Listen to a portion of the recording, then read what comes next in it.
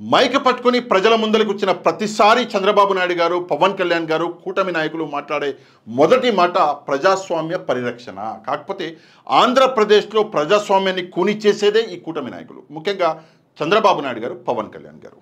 ఈరోజు మీ ముందు ఒక సాక్ష్యము, ఒక ఆధారంతో సహా వచ్చినానండి. ఈ వీడియోని ఎక్కడ కూడా స్కిప్ చేయకుండా మొత్తం చూడడం మాత్రమే కాదు, లైక్ అండ్ షేర్ చేయడం కూడా మర్చిపోద్దు. ఇది ప్రజా సంకల్పం అన్న న్యూస్ పేపర్. ఈ న్యూస్ పేపర్లో ఒక మంచి ఆర్టికల్ వచ్చింది ఈరోజు.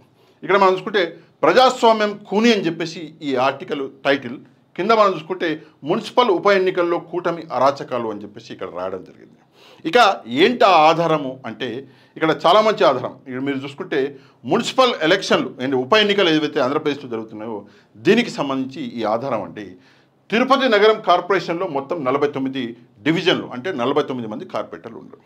ఇక్కడ మనం చూసుకుంటే ఆ 49 మందిలో 48 మంది వైసీపీకి సంబంధించినటువంటి కార్పొరేటర్లు, ఒక్క టీడీపీ కార్పొరేటర్ ఉన్నారు.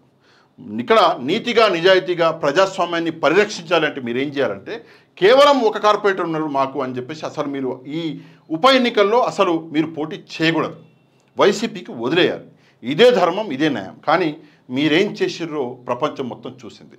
నెక్స్ట్ మనం చూసుకుంటే ఏలూరు నగరపాలిక సంస్థ 50 సీట్లు ఉంటే 50లో 47 వైసీపీకే ఉంటే కేవలం టీడీపీకి 3 అంటే ముగ్గురే కార్పొరేటర్లు ఉన్నారు. ఇక్కడ ఏం చేయాలి అంటే వైసీపీకి ఎక్కువ మంది కార్పొరేటర్లు ఉన్నారు, 47 మంది కార్పొరేటర్లు ఉన్నారు. మీరేం చేయాలి, ప్రజాస్వామ్యాన్ని గౌరవించి మీరు వదిలేయాలి. కానీ మీరేం చేసిర్రు ఈరోజు ప్రపంచం మొత్తం చూసింది.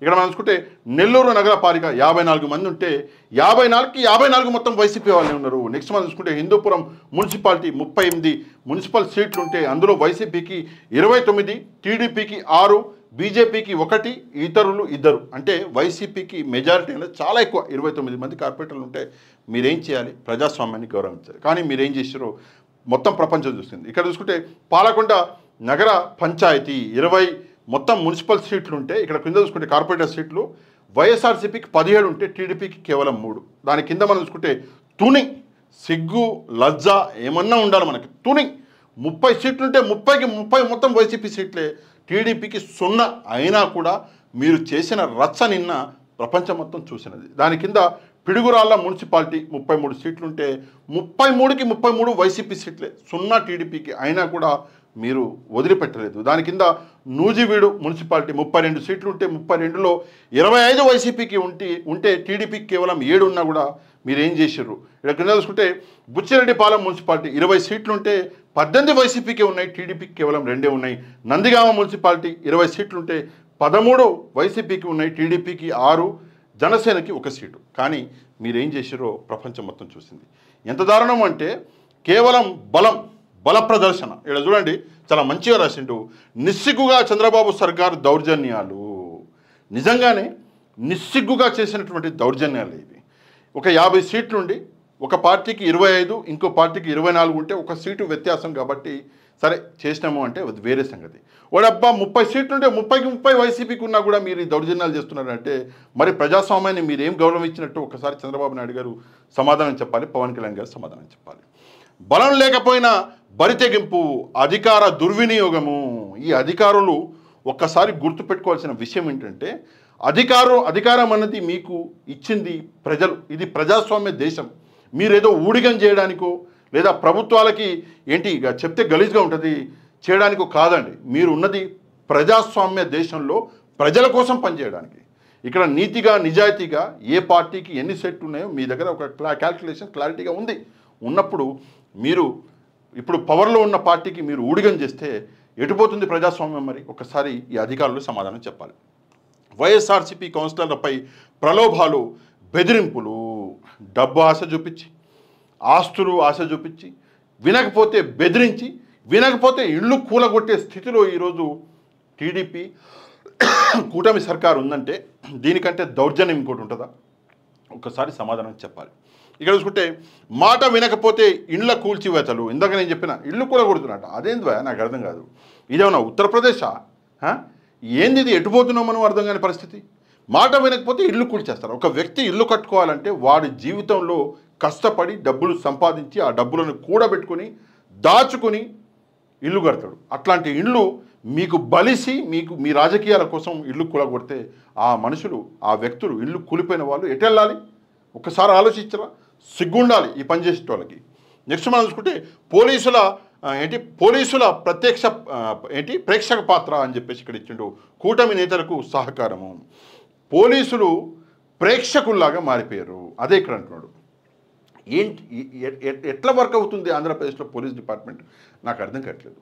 ఇంత జరుగుతున్నా నిన్న మనం చూసాం తునిలో, అంతకుముందు మనం చూసాం తిరుపతిలోనైతే ముందు నిలబడి పోలీస్ ఆయన పక్కన కనిపిస్తున్నాడు వీడియోలో, పక్కన నిలబడ్డాడు. ఏం చేయకుండా ఏం కొట్టుకుంటారో కొట్టుకొని మీరు, మాకేం సంబంధం అని పక్కన చేతులు నిలబడ్డాడు. ఎటు వెళ్తుంది పోలీస్ డిపార్ట్మెంట్?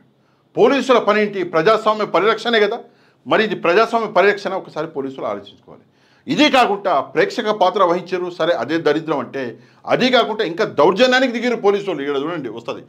తునిలో తీవ్ర అధికార దుర్వినియోగం, పిడుగురాళ్లలో వైఎస్ఆర్సీపీ గుర్తుపై గెలిచిన సభ్యుల్ని లాగేసుకున్న టీడీపీ అని చెప్పేసి ఇక్కడ ఒక ఆర్టికల్.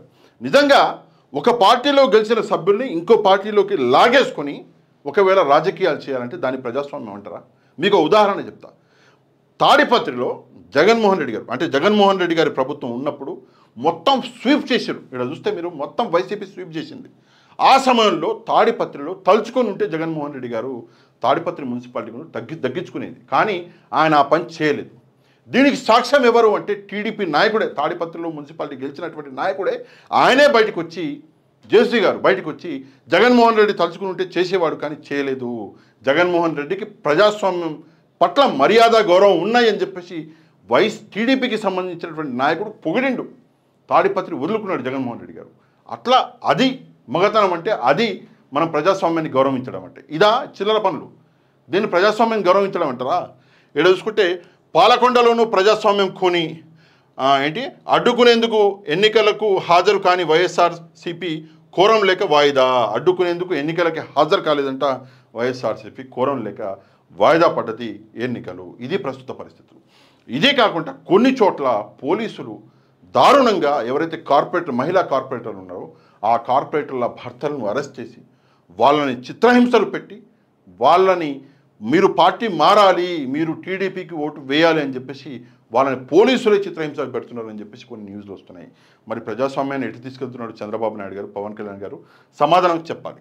ఇక్కడ హైకోర్టు ఆదేశాలు బేఖాతరు అని చెప్పేసి ఒక చిన్న ఆర్టికల్ ఇచ్చిండు. ఇంతే చదువుతా, మిగతా నేను వెళ్ళని డీటెయిల్స్. కాకపోతే ఇందులో చాలా డీటెయిల్గా ఇచ్చిండు ఒక్కొక్క దానికి. ఇక్కడ చూసుకుంటే పాలకొండ, ఇక్కడ చూసుకుంటే పిడుగురాళ్ళ, మొత్తం డీటెయిల్గా ఇచ్చిండు. తుని, నేను మొత్తం డీటెయిల్కి వెళ్ళను, కేవలం ఈ హైకోర్టు ఆదేశాలు ఒకటే చదువుతా, ఒకసారి జాగ్రత్తగా చూడండి. తునిలో 30 మంది సభ్యులు వైఎస్ఆర్సీపీ వారే. ఇందులో ఒకరు మరణించగా మరొకరు రాజీనామా చేశారు. మొత్తంగా మిగిలిన ఉన్న సభ్యుల సంఖ్య 28 మంది. ఫిబ్రవరి 3న వైస్ చైర్మన్ పదవి కోసం ఎన్నికలు జరగాల్సి ఉండగా కౌన్సిల్ హాలులోకి చొరబడి టీడీపీ అల్లరి మూకలు బీభత్సం సృష్టించాయి. ఉద్దేశపూర్వకంగా గొడవలు చేశారు. పోలీసులు సంపూర్ణంగా వాళ్ళకి సహకరించారని చెప్పేసి ఇక్కడ రాయడం జరిగింది. దీంతో ఆ రోజు అధికారులు ఎన్నికలు నిలిపివేశారు. అలాగే ఎలాగైనా వాయిదా వేయించాలన్న అధికార పార్టీ వ్యూహం అమలు చేశారు. అధికార పార్టీ అంటే టీడీపీ ఈ వ్యూహాన్ని అమలు చేశారంట. ఓకే, తర్వాత ఫిబ్రవరి 4న మరోసారి ఎన్నికకు ప్రయత్నించారు. సేమ్ సీన్ రిపీట్ అయింది. కౌన్సిల్ హాల్లోకి దౌర్జన్యంగా చొచ్చుకు వచ్చిన టీడీపీ నాయకులు వైఎస్ఆర్సీపీ కౌన్సిలర్లను రానియకుండా అడ్డగించారు.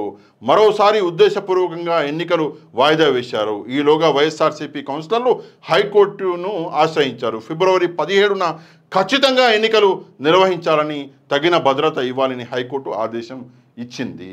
ఇక్కడ నాకు అర్థం కాని విషయం ఏంటంటే, ఇది మొత్తం నేను చదివినా సరే మీకు కూడా అర్థమై ఉంటుంది. ఎవడు పడితే వాడు హాల్లోకి వచ్చేస్తుంటే పోలీసు వాళ్ళు ఏం చేస్తున్నారు అంటే హైకోర్టు ఆదేశాలు ఇచ్చేంత వరకు కూడా భద్రత పోలీసులు కల్పించరా?